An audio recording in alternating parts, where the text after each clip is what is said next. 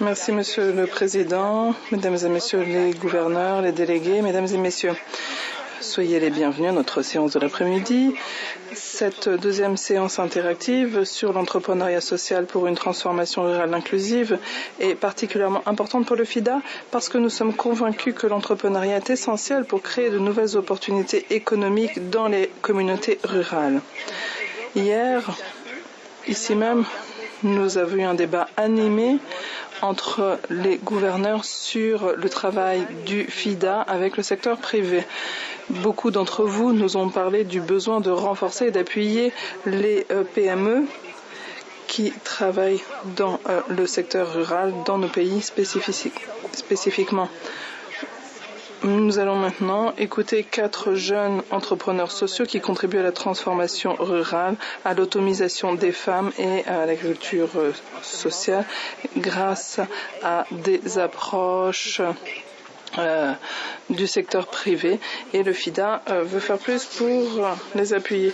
Je suis ravie de travailler en partenariat avec le MIT, le Massachusetts Institute of Technology, pour cette session, et notamment avec le laboratoire MIT Solve Initiatives, dont l'objectif est de s'attaquer à des questions environnementales et sociales mondiales via un réseau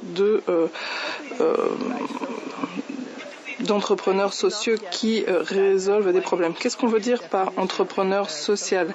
Il n'y a pas de définition établie de l'entrepreneuriat social, mais il s'agit d'individus qui gèrent une entreprise qui combine la réalisation de profits et la prise en compte du bien social. Les entrepreneurs sociaux veulent faire du bien. Il s'agit d'un nouveau phénomène. Nous comprenons de mieux en mieux comment cela fonctionne et quel est leur impact.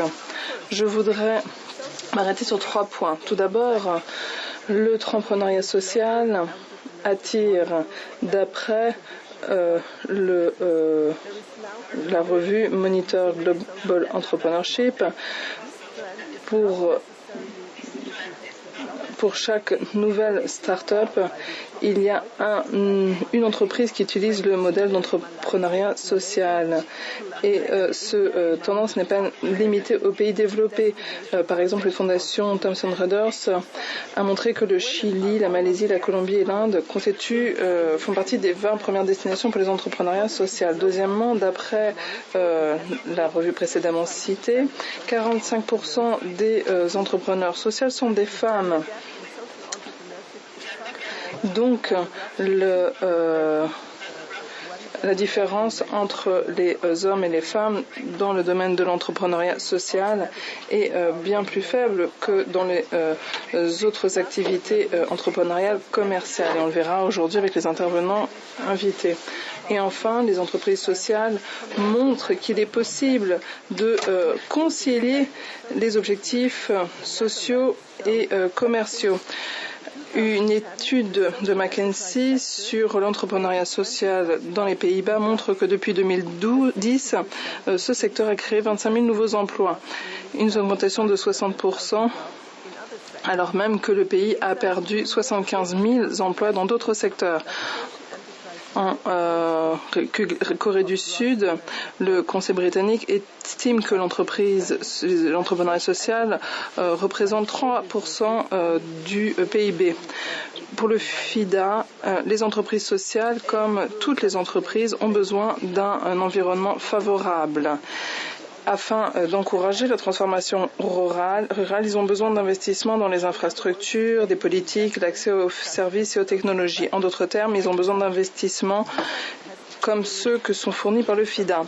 Le FIDA a beaucoup d'expérience dans l'encouragement à l'entrepreneuriat social. Nous avons mis en place une coopération Intel et Grameen Intel Social Business en Cambodge.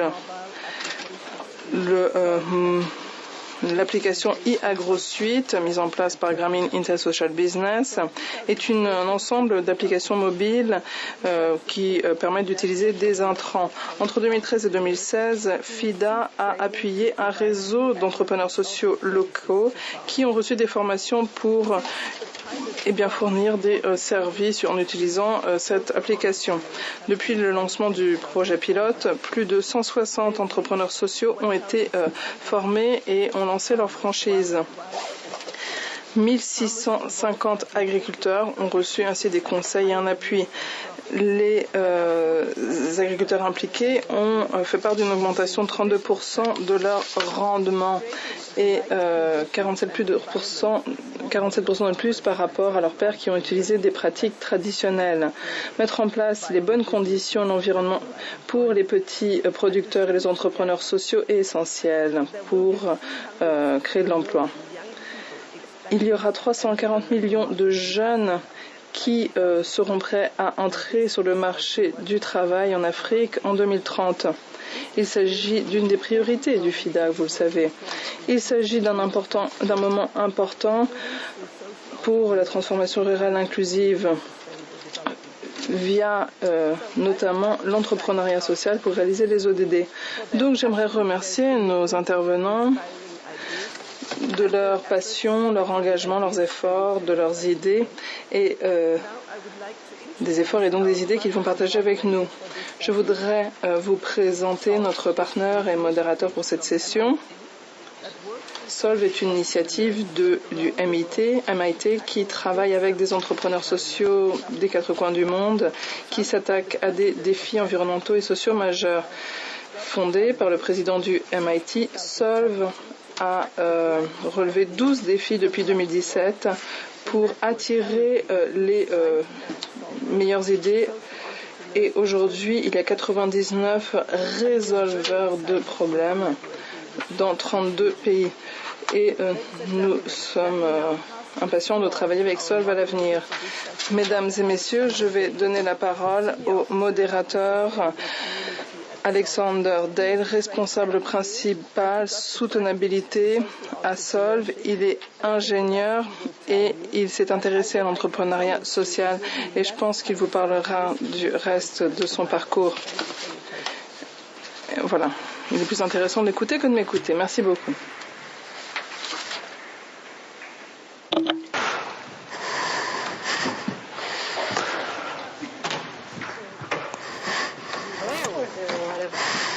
Hello. Good afternoon. Bonjour. Alors j'essaie de vous garder éveillé. Merci beaucoup Cornélien pour vos mots de présentation quant à l'entrepreneuriat social et le laboratoire Solve de MIT. Alors je m'appelle Alexander Dale, je viens des États-Unis, comme vous l'avez compris. Et je suis ravie d'être ici avec vous aujourd'hui. Chez Solve, eh bien, je m'intéresse à l'énergie, à l'alimentation, à l'eau, au climat. Ces questions sont liées au mandat du FIDA. C'est ce qu'on a vu au cours des derniers jours. Aujourd'hui, je vais vous présenter 4 entrepreneurs sociaux impressionnants. On va nous parler de l'agriculture, de la transformation rurale et de l'énergie également. Chacun d'entre eux va nous parler rapidement de son travail, 3-4 minutes.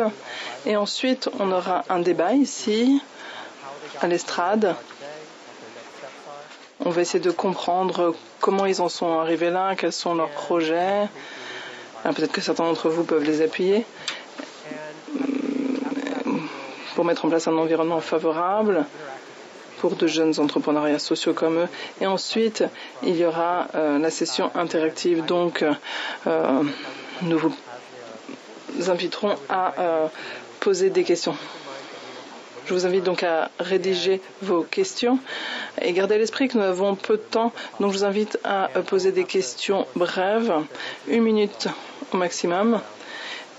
Et nos intervenants vont répondre aussi très rapidement pour pouvoir couvrir le plus de questions possible. Et maintenant, je vais inviter nos entrepreneurs. Et maintenant, j'habite Anushka Ratnayake.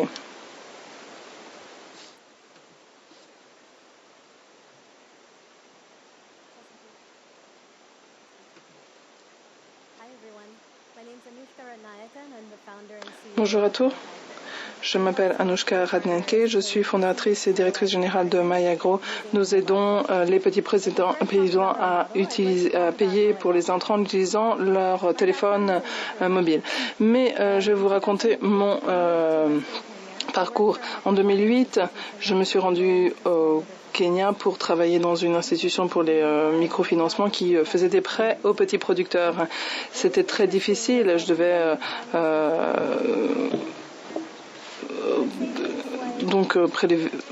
faire en sorte que les agriculteurs payent. Même quand ils avaient des difficultés à payer, ils me disaient est-ce que je peux, la prochaine fois, est-ce que je peux commencer à payer un mois avant d'avoir mon prêt, 3 mois avant d'obtenir mon prêt. Et quand on a fait ça, eh bien, nos remboursements ont beaucoup augmenté, de 70% à 90%. Et les agriculteurs nous ont demandé est-ce que je peux commencer à payer pour mon prêt de l'année prochaine?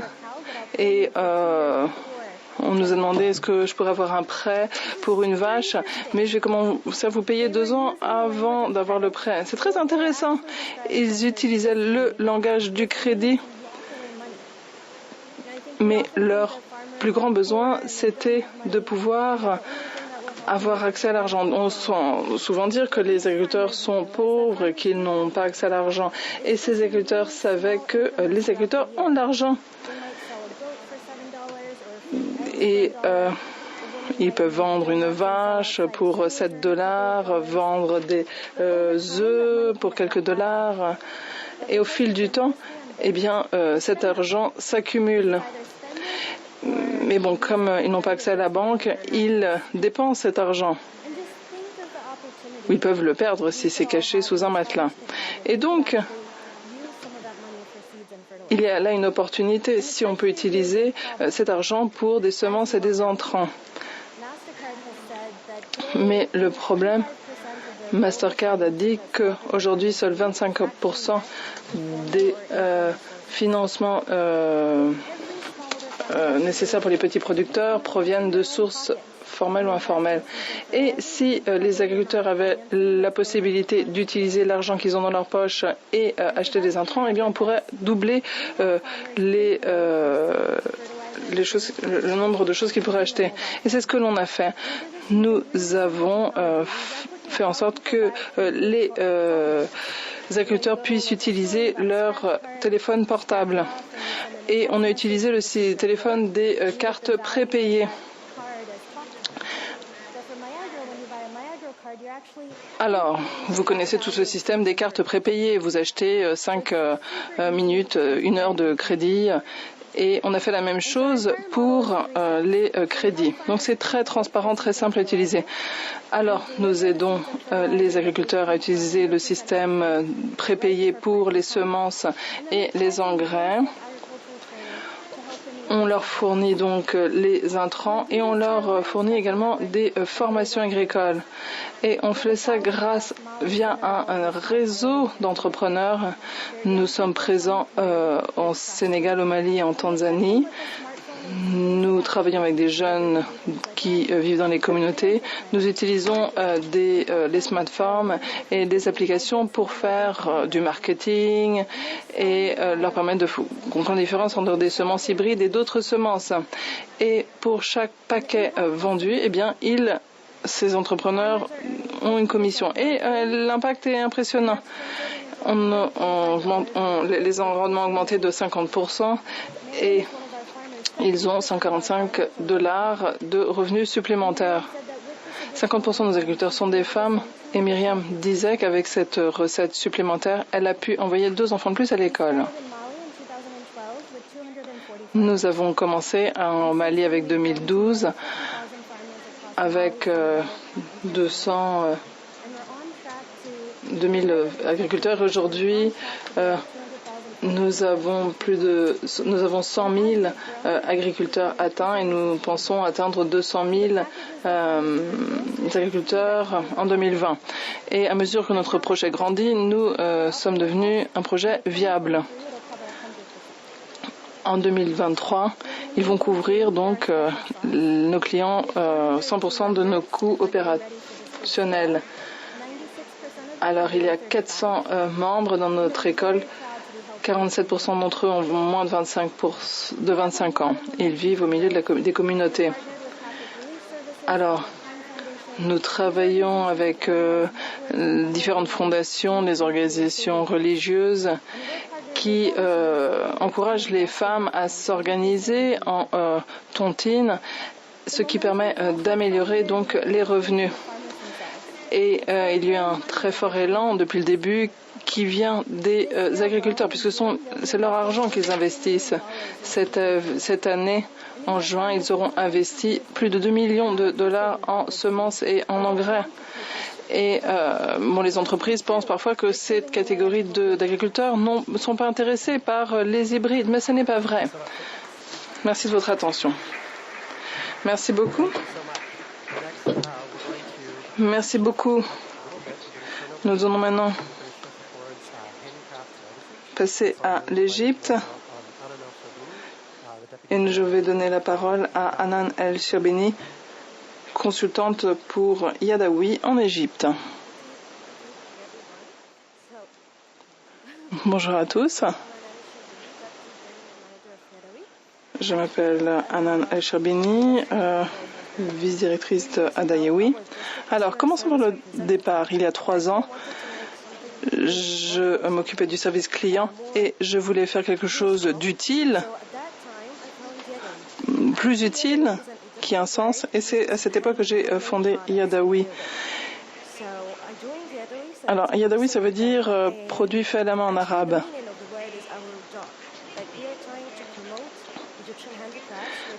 Nous essayons de promouvoir l'artisanat égyptien. Nous essayons d'aider les artisans afin de développer leurs compétences pour exporter leurs produits à travers la planète. Et nous aidons beaucoup d'artisans à développer le secteur. Yadawi m'a permis de réaliser 2 projets dans le secteur de l'artisanat. Le projet Nil Fourat qui a commencé en 2015, financé par l'UNHCR pour aider les réfugiés. Donc 20 femmes réfugiées ont été formées afin de les aider à recommencer leur vie, afin de leur permettre donc d'avoir des revenus stables, décents. Donc nous leur avons appris à coudre et à imprimer des motifs sur des textiles. Et aujourd'hui, nous les aidons à recevoir plus de commandes afin de leur garantir un revenu stable. Deuxième projet, il s'agit d'un projet qui me tient à cœur. Alors, nos projets sont réalisés en Égypte. Alors, ce projet a lieu dans un village appelé Nakada. Nous avons obtenu des fonds du USAID, le programme de semences, pour autonomiser les femmes dans ce village. Les personnes dans ce village réalisaient des activités d'artisanat et on a formé 20 femmes. Nous avions eu 60 candidatures et nous avons accordé 20 bourses afin que ces femmes puissent produire plus et que leurs revenus augmentent. Donc nos 2 projets visent à autonomiser les femmes et à aider les personnes. Voilà, ces 2 projets nous ont beaucoup tenu à cœur. Merci. Merci beaucoup.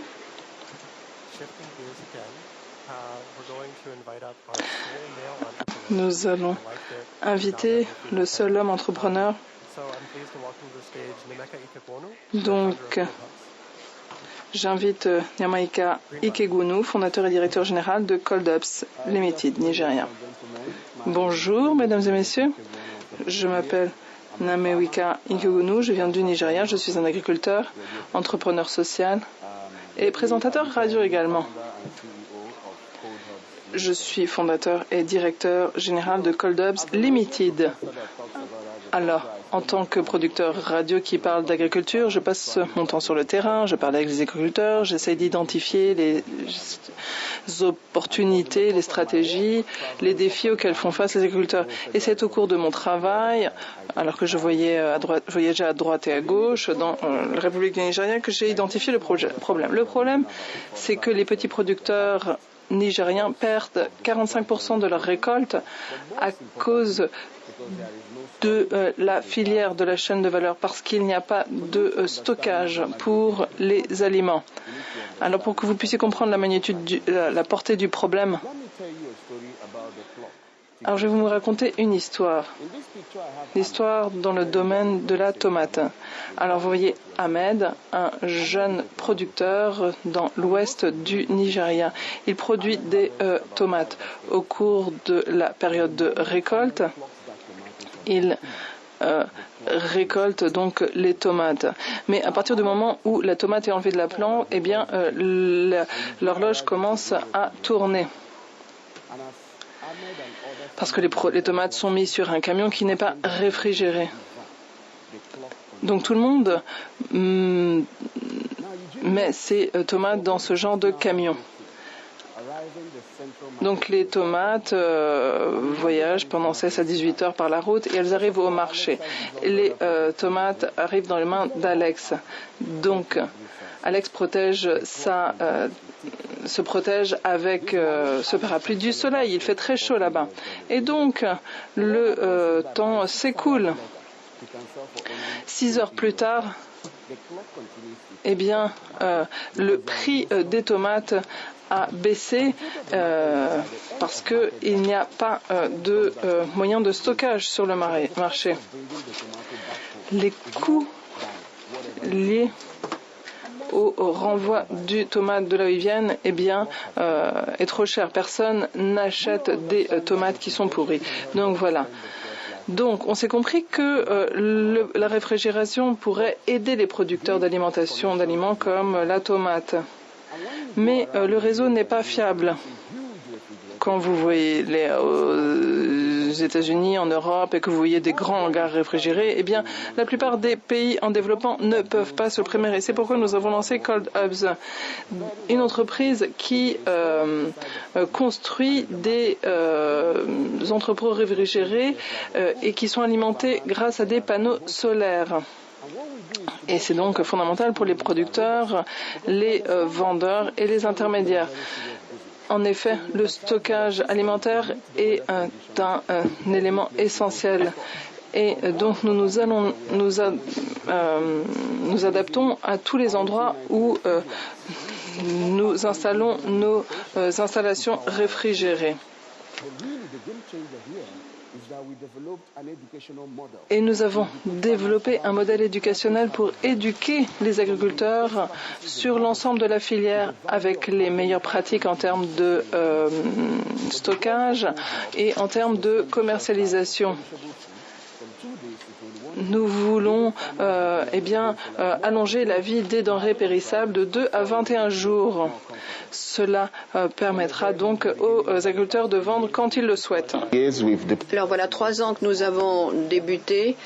Nous avons maintenant 5 chambres froides. 11 000 tonnes ont pu ne plus être gaspillées. Nous avons pu également avoir 450 détaillants et grossistes qui ont pu gagner $150 de plus.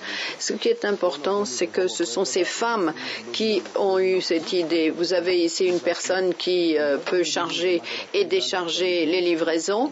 Et puis, nous avons de l'autre côté une personne qui se déplace sur les marchés. Nous avons un nouveau modèle. Nous ajoutons 50 centimes pour créer ces modes de stockage avec ces sortes de caissons en plastique. Et nous pouvons les empiler dans nos chambres réfrigérées. Donc voilà notre expansion dans tout le territoire nigérien du nord au sud. Nous sommes appuyés par de nombreux partenaires, le PAM, Microsoft. Nous venons de signer un accord avec Microsoft. Nous voulons utiliser également ces chaînes de réfrigération pour en faire profiter les communautés de façon à ce qu'elles puissent tirer meilleure partie de cet investissement. Merci beaucoup. Je vous remercie. Et pour terminer, une intervention très importante. Je reviens au continent américain. Je vais donner la parole à Dulce Martinez du Mexique qui va nous présenter la Fabrica Social. Bonjour, je suis directrice financière et créatrice de cette entreprise sociale qui s'appelle Fabrica Social et qui a été créée au Mexique. Ma grand-mère était un tisserand autochtone et lorsque j'ai fini mes études, j'ai commencé à travailler dans ma communauté au Mexique et peu à peu, je me suis aperçue que pour les femmes autochtones, le huipil était quelque chose de très important. C'était une sorte de costume national. Beaucoup de ces femmes n'ont jamais fréquenté l'école, mais 140 000 artisans, plutôt artisanes autochtones, véhiculent les connaissances, les savoirs traditionnels tirés du tissage artisanal. Donc, au fur et à mesure que j'ai évolué dans leur communauté, j'ai été frappée par leur savoir et le peu d'argent qu'elles pouvaient gagner malgré toutes les connaissances qu'elles possédaient. Alors peu à peu, je me suis aperçue qu'elles n'arrivaient pas à tirer parti de leur travail, même lorsqu'elles arrivaient en ville. Et ce qui était surtout intéressant, c'était les créations de ces femmes après que les gens qui devaient les aider les quittaient. Et je les ai épaulées, je les ai encadrées de façon à ce qu'elles puissent avoir de bonnes créations avec leur coton et également leur tissage. Donc Fabrica Social a commencé comme espace novateur permettant aux femmes de créer des tissus différents, de tisser différemment, d'expérimenter également des nouveaux métiers à tisser et des nouveaux graphismes. En tant que designer, je me suis dit qu'on pouvait améliorer la vie de ces personnes qui tissaient, mais nous savons que parfois les gens ne veulent pas que les artisans arrivent sur le marché parce qu'il y a des sortes de niches protégées. Mais je me suis aperçue qu'il y avait vraiment des femmes qui étaient très très talentueuses et qui devaient se contenter de faire le ménage chez des personnes plus riches parce qu'elles devaient faire vivre leur famille. Et j'ai trouvé que c'était inacceptable et qu'il fallait vraiment faire quelque chose. À l'époque, je travaillais à Mexico et j'ai commencé à investir dans l'achat de ces huipils, de ces tissages, et pour les revendre à des grossistes. Et j'ai eu vraiment beaucoup de succès parce que vraiment, dans les magasins, les gens s'apercevaient que c'était des tissages de qualité. Et Fabrica Social, peu à peu, est devenue une chaîne d'approvisionnement où l'on pouvait vendre et acheter des produits de l'artisanat local. Après quelques années, nous avions 108 femmes autochtones de 9 communautés autour de Mexico et nous avons pu vendre plus de $300 000 avoir de produits. Petit à petit, donc, nous allons nous développer de façon à ce que les personnes restent dans leur communauté, n'aillent pas faire les ménages ailleurs. Et je dois dire que je n'ai jamais appris la langue parlée par ma grand-mère. Je ne savais pas non plus comment tisser, mais maintenant, je suis heureuse d'évoluer aux côtés de ces femmes parce que cela va dans le droit fil de mon héritage, de mon patrimoine familial. Et puis, Fabrica Social est une industrie ou une entreprise sociale énergique qui a axée sur les talents autochtones. Ce sont ces femmes-là qui tissent et qui profitent de la vente de leurs produits. Merci. Those are 4 fantastic stories. Can I get a round of applause for all? Eh bien, voilà des histoires extrêmement émouvantes et je vous demande d'applaudir les personnes qui se sont exprimées. Bien, eh bien, j'espère que vous êtes aussi impressionnés par leur travail que moi. Alors, je voudrais commencer par quelques réponses. Je vais poser des questions. Vous serez appelés également à les poser. J'ai une question à poser à chacun d'entre vous.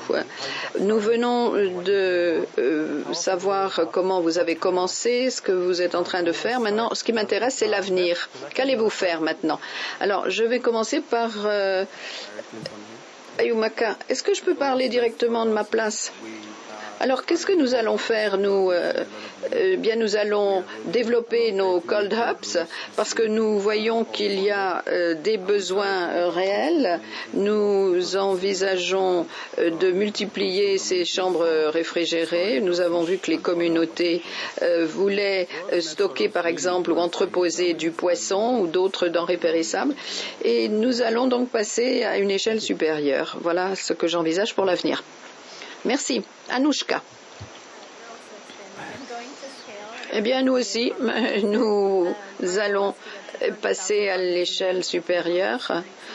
Dans les 18 mois à venir, nous allons vraisemblablement améliorer nos systèmes,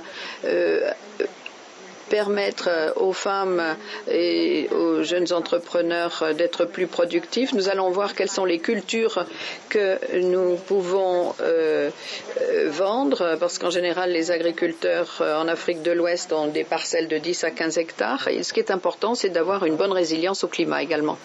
Merci. Et vous, Dominique?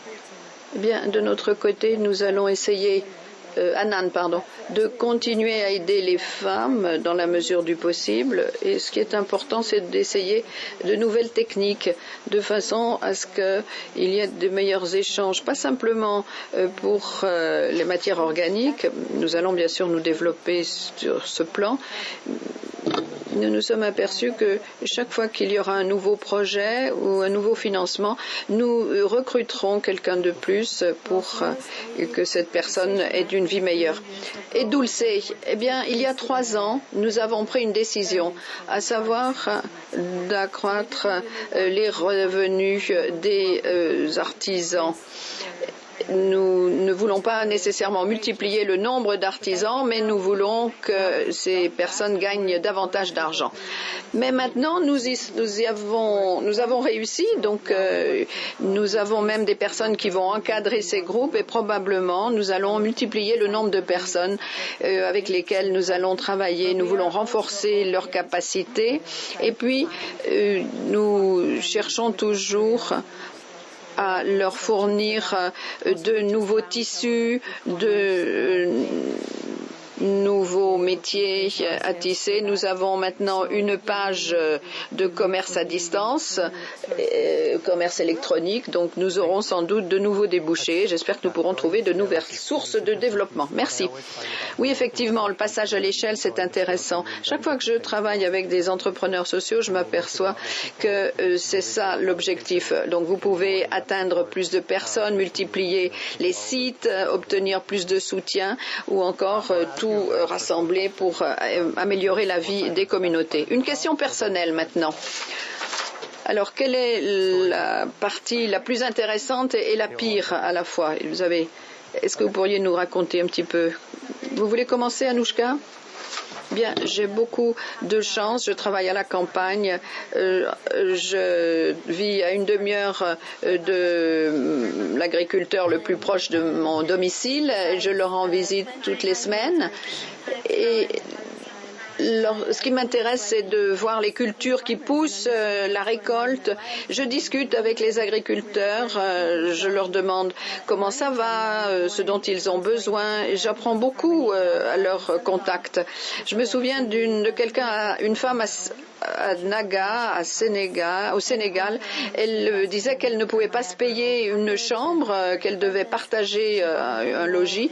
Et après qu'elle ait eu une récolte, elle a acheté un animal qu'elle a revendu et maintenant elle a enfin réussi à habiter une maison à elle avec ses 6 enfants. Et ça, c'est très important et c'est une source d'inspiration chaque fois que je raconte cette histoire. Alors, c'est à moi.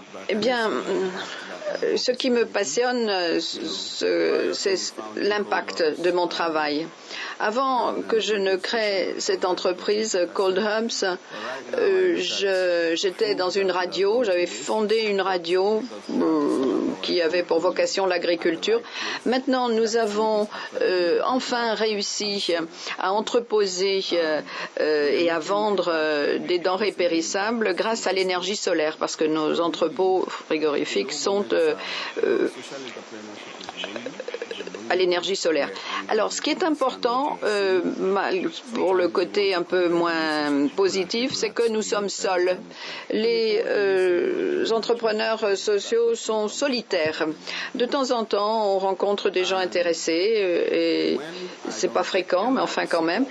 Et parfois, je ne reçois pas le soutien adéquate, que ce soit du secteur public ou du secteur privé, ou même de la part des membres de mon équipe. Et là, c'est une source de frustration, je dois le reconnaître. Oui, allez-y. Eh bien, le meilleur moment pour moi, c'est quand on se rencontre, on se rassemble entre femmes et on s'aperçoit que nous pouvons nous en sortir et ça nous réconforte. Nous sommes heureux d'être à leur côté. Et puis il y a le mauvais côté également des choses que j'ai oublié de mentionner, parce que notre équipe est extrêmement réduite. Nous sommes 4 et moi je suis la 4e. Et je dois dire que parfois les choses sont difficiles. Il faut parfois parer à beaucoup de problèmes en même temps. Mais le fait de responsabiliser les femmes est un motif d'orgueil pour nous, de fierté. Et pour moi, eh bien, ce qui me plaît le mieux, c'est que lorsque les femmes, après avoir expérimenté plusieurs techniques, sont fières de leurs résultats, de leur création artistique. Et je dois dire que je me sens très fière, parce que j'adore passer du temps dans les communautés et je vois que les gens s'aperçoivent que ce produit artisanal a vraiment beaucoup de valeur. Et puis l'envers de la médaille, c'est lorsque vous vous apercevez qu'il y a tellement de techniques, tellement d'artisans qui n'ont pas légué leur savoir. Vous le savez sans doute, il y a beaucoup de techniques qui disparaissent. L'iconographie, les langues également disparaissent, s'estompent. Et ça, c'est vraiment un moment attristant parce que je m'aperçois que dans les zones rurales mexicaines, c'est ce qui se passe. Oui, c'est vrai. Il y a beaucoup de choses qui disparaissent. Et c'est toujours très triste. Alors maintenant, j'aimerais rappeler que cet été, le G7 va parler de la valeur de l'emploi, surtout au Sahel et en Afrique subsaharienne. Et étant donné que l'on va beaucoup parler de cela, j'aimerais que la délégation de la France, intervienne sur ce point.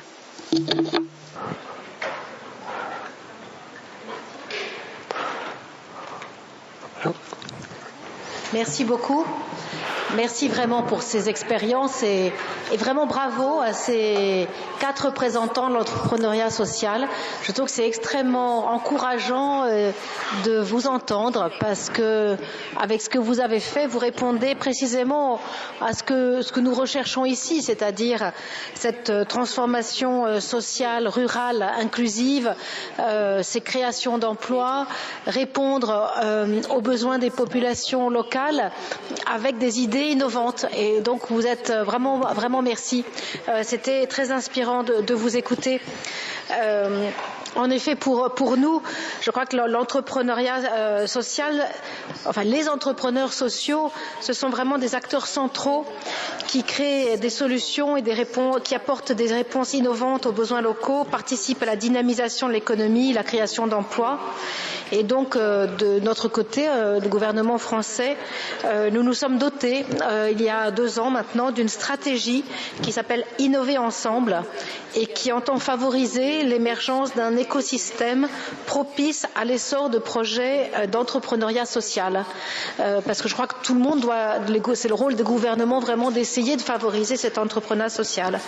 Et cette stratégie mettait notamment l'accent sur le besoin d'un soutien aux structures intermédiaires de financement comme les incubateurs, la microfinance, qui permettent la pérennisation de ces projets innovants. Donc, vos expériences aussi nous inspirent beaucoup. Et donc, je voudrais féliciter le FIDA pour avoir mis ce thème à l'ordre du jour, pour justement chercher des solutions aux nombreux défis qui entravent le développement plus large de cette entrepreneuriat social que nous appelons, et en particulier la question de l'accès au financement, l'accès aux infrastructures, la formation. Je crois que l'éducation et la formation c'est très important, et en particulier pour les jeunes et pour les femmes. Et vous avez bien mis l'accent aussi sur le fait que les femmes étaient souvent les principaux bénéficiaires, mais souvent les principaux aussi inspirateurs de cet entrepreneuriat social. Donc nous sommes très heureux que le FIDA se soit doté aussi d'un plan d'action ambitieux en faveur des jeunes ruraux qui souligne justement ce lien entre entrepreneuriat social et emploi des jeunes. Alors, monsieur, vous l'avez dit, sur la France qui préside le G7 cette année, a choisi comme thème pour ce G7 la lutte contre les inégalités. Et le sommet des chefs d'État se tiendra le 26 août à Biarritz, mais le reste de l'année est marqué par de nombreux rendez-vous dans les différents secteurs, et en particulier nous aurons une réunion des ministres du développement le 4 juillet, et l'un des axes de travail de cette réunion ministérielle, ce sera précisément l'emploi des jeunes en milieu rural. L'objectif, c'est d'établir un plan d'action du G7 qui permette la création d'emplois ruraux décents et attractifs pour les jeunes. Également de renforcer l'agriculture familiale et durable, de même que les chaînes de valeur agroalimentaire. Alors pour nourrir ce plan d'action, pour l'aider à le préparer, nous avons demandé aux 3 agences, FIDA, PAM et FAO, de nous donner leurs idées, et ils nous ont remis un projet justement une contribution des 3 agences, et d'ailleurs c'est un bon exemple de collaboration entre les 3 agences. Alors moi j'ai une question pour vous les panélistes. Justement vous avez aussi mentionné l'engagement des gouvernements en faveur de l'entrepreneuriat social. Quelles sont vos suggestions? Qu'est-ce que vous attendrez d'un plan d'action du G7 sur l'emploi des jeunes en milieu rural pour que ce soit utile à l'entrepreneuriat social de façon plus générale? Merci. It's a very big question. Question avec un Q majuscule. Alors, les membres du panel, est-ce que je peux m'exprimer en espagnol? Oui, bien sûr. Eh bien, pour ma part, j'espère que on va surtout miser sur les connaissances locales. Une bonne partie des stratégies ont échoué par le passé parce que on s'intéressait à quelque chose d'extérieur, de nouveau, mais on imposait quelque chose de l'extérieur. Tandis que maintenant, il faut démarrer à partir des connaissances locales et il faut les mettre en valeur parce que trop souvent, on les néglige. Donc moi, j'espère qu'il y aura des initiatives qui reconnaîtront les connaissances traditionnelles, qui les mettront en valeur. C'est à partir de là qu'on pourra parler de bien-être et de développement, à partir des savoirs locaux, au niveau du quotidien, à partir des contextes locaux. Merci. Anouchka, quant à moi, la déléguée de la France a parlé d'un environnement porteur, de crédit. Effectivement, c'est important d'avoir une assiette fiscale équitable, mais en général, qui dit entrepreneuriat social dit innovation. Trop souvent, les gens échouent parce qu'ils ne sont pas à l'écoute du marché. Donc, il est important de ne pas prendre trop de risques pour ne pas risquer de péricliter.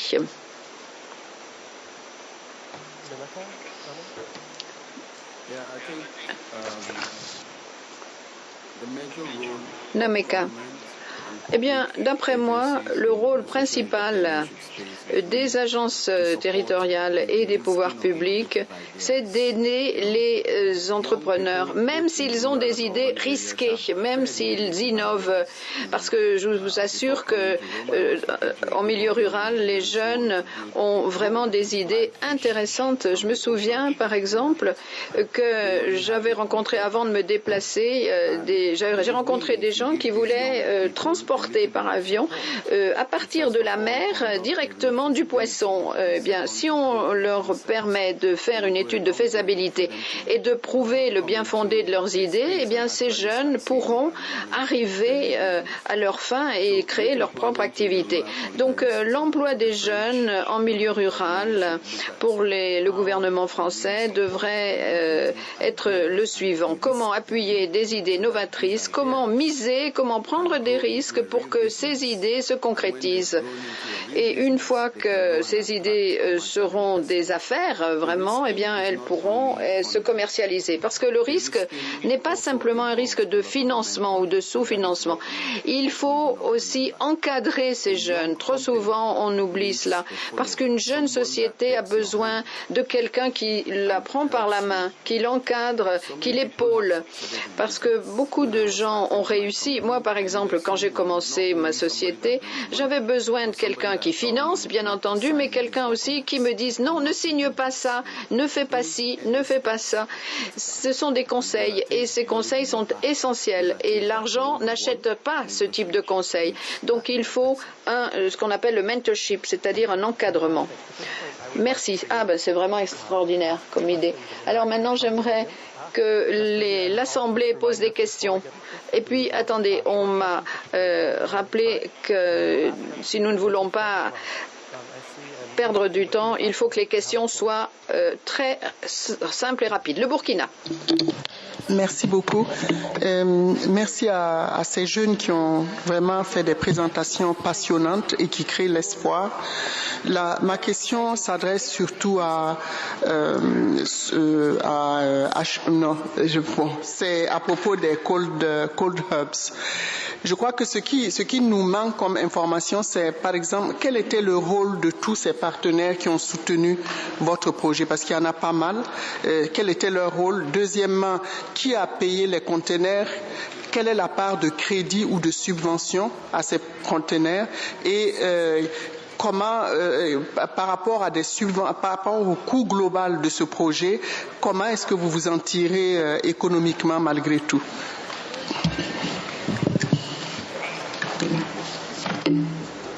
Thank you very much. Merci beaucoup pour cette question. Alors, nous avions une idée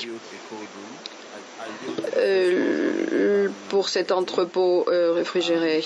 C'est en 2016 que j'ai fait cette proposition au gouvernement du Nigeria. Nous avions un excellent ministre de l'Agriculture qui voulait aider les jeunes Il a donné donc son feu vert. Il nous a même accordé un don pour faire un test. Nous avons eu cette phase pilote et nous avons constaté que les agriculteurs utilisaient cette structure, ce qui nous a encouragés.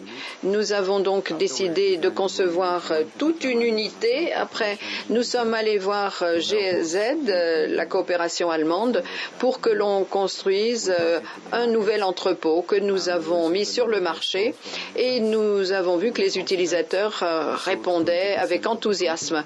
Nous avons vendu 20% de notre compagnie à une société américaine. Avec 250 000 $, nous avons réussi à construire 5 entrepôts frigorifiques. Nous avons eu ainsi certaines recettes, ce qui a boosté notre confiance. Nous avons également envisagé un prêt, de contracter un prêt, et avec Energy Impact Investors, 110 personnes ont voulu participer également à la construction d'un entrepôt pour le poisson réfrigéré, et nous avons vu également que le gouvernement français veut aider les jeunes. Eh bien, il faut miser sur les jeunes, sur les innovations. Nous avons Swiss Re également, une fondation suisse qui nous a aidés, et nous avons aussi obtenu 200 000 $, et peu à peu nous avons pu construire 6 entrepôts frigorifiques. Nous avons eu également MIT qui nous a aidés, qui nous a permis d'appuyer nos opérations de terrain.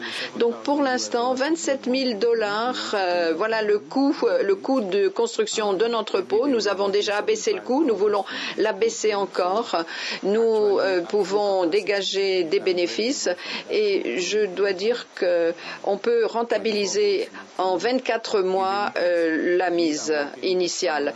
Parce que n'oubliez pas que nous travaillons avec des agriculteurs qui n'ont jamais entreposé leurs tomates dans un entrepôt, une chambre frigorifique avant. Donc il faut les persuader. Mais peu à peu, je peux vous dire que nous n'avons jamais perdu un client depuis le début. Personne ne nous lâche. Alors, vous avez parlé de la rentabilité. Vous récupérez votre mise en 24 mois, donc 50% de bénéfices par an, c'est assez considérable. Alors, je voulais justement connaître l'avis des autres membres du panel. Est-ce que vous êtes satisfait? Est-ce que vous avez réalisé des bénéfices? Anouchka, vous avez dit que vous vouliez arriver à récupérer votre mise. Oui, eh bien, tout dépend du nombre d'agriculteurs. Pour l'instant, nous en sommes à 220 agriculteurs. Nous voudrions plus de 80. Nous voulons multiplier ce chiffre de façon à ce que les agriculteurs soient satisfaits des services que nous leur offrons. Le risque majeur, c'est le changement climatique, bien sûr, parce que tout dépend des campagnes. De toute façon, lorsqu'il y a une mauvaise campagne, les agriculteurs investissent moins, c'est valable dans toutes les régions. Et il serait intéressant également d'avoir des assurances contre les aléas climatiques, de façon à ce que l'agriculteur puisse avoir suffisamment d'argent liquide pour investir pour la prochaine campagne. Avez-vous des questions à poser? Le Nigeria d'abord, et après ce sera le tour de la Malaisie. Nous demanderons aux panélistes de répondre aux 2 questions en même temps. Merci.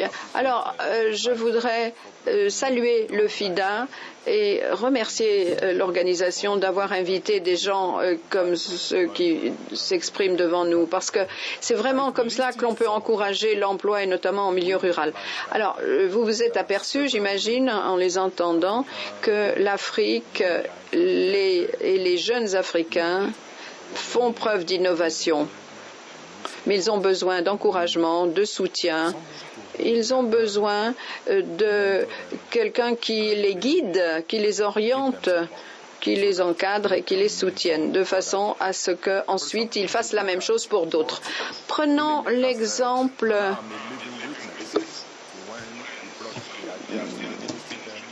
de Cold Hubs qu'a-t-il fait en premier? Il est allé voir son ministre et peu à peu, il a reçu un soutien. Donc, le FIDA pourrait, par exemple, présenter ses idées au nouveau APC, puisque nous allons mettre en place ce nouveau fonds pour l'entrepreneuriat social.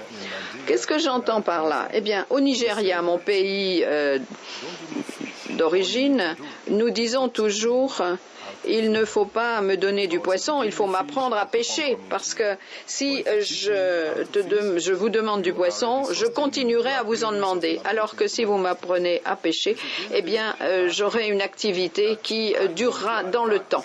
Donc, je me permets de dire ceci. Nous avons le fonds ABC, mais il faudrait que des initiatives telles que celle-ci soient financées par notre dispositif de financement.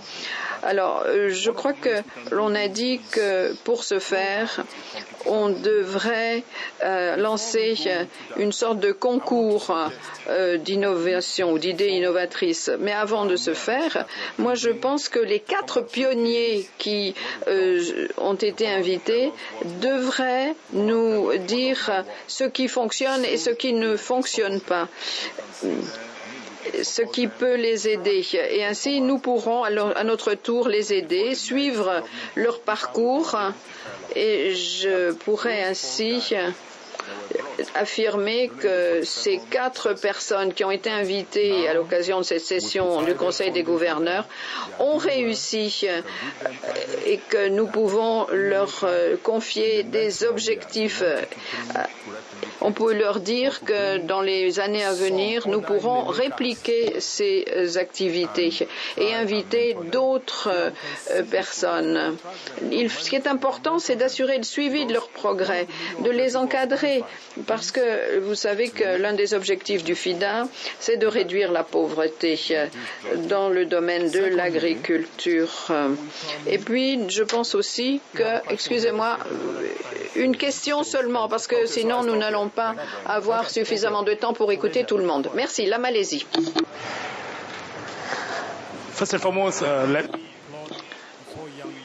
Je voudrais tout d'abord féliciter les 4 jeunes entrepreneurs.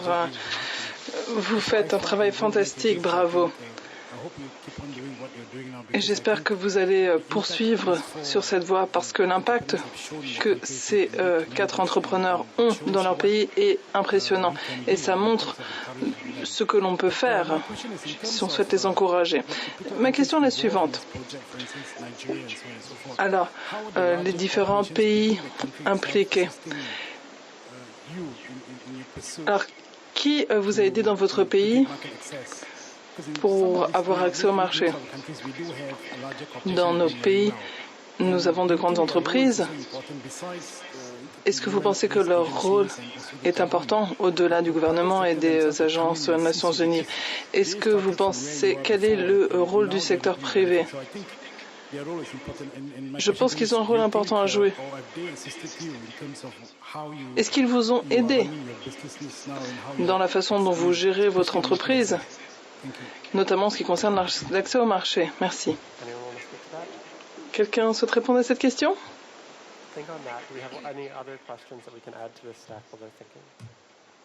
Vous y réfléchir. On va voir s'il y a d'autres questions. Nous avons le temps pour une question supplémentaire, donc allez-y, levez la main.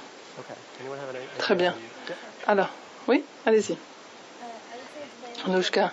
Alors, je pense que c'est fondamental, le partenariat avec différentes entreprises, parce que on peut se concentrer sur ce que l'on peut faire, mais on peut avoir besoin d'infrastructures ou d'autres entreprises. On travaille avec les entreprises téléphoniques au Mali, au Sénégal, et on peut se rendre dans un village s'il n'y a pas de service téléphonique, eh bien le service ne fonctionne pas.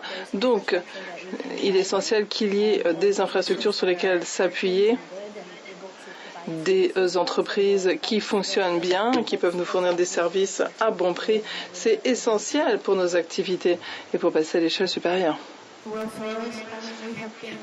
Alors, nous avons travaillé avec des institutions gouvernementales.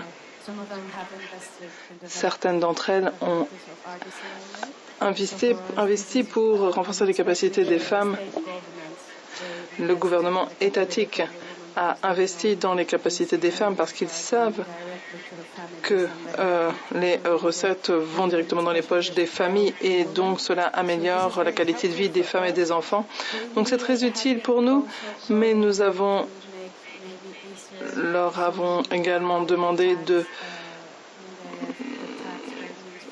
de faciliter la question des impôts parce que il s'agit de communautés rurales et nous cherchons à travailler avec les autorités, avec les organisations civiles également.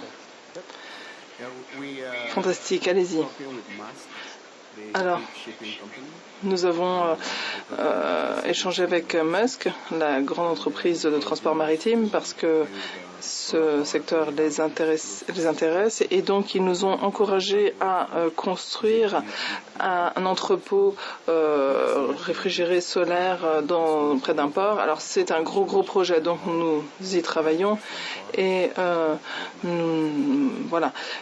comment des grandes entreprises peuvent aider des entreprises comme la nôtre à avoir accès au marché. Alors pour nous, nous avons reçu l'appui d'autres organisations, par exemple les formateurs qui ont réalisé les formations auprès des femmes.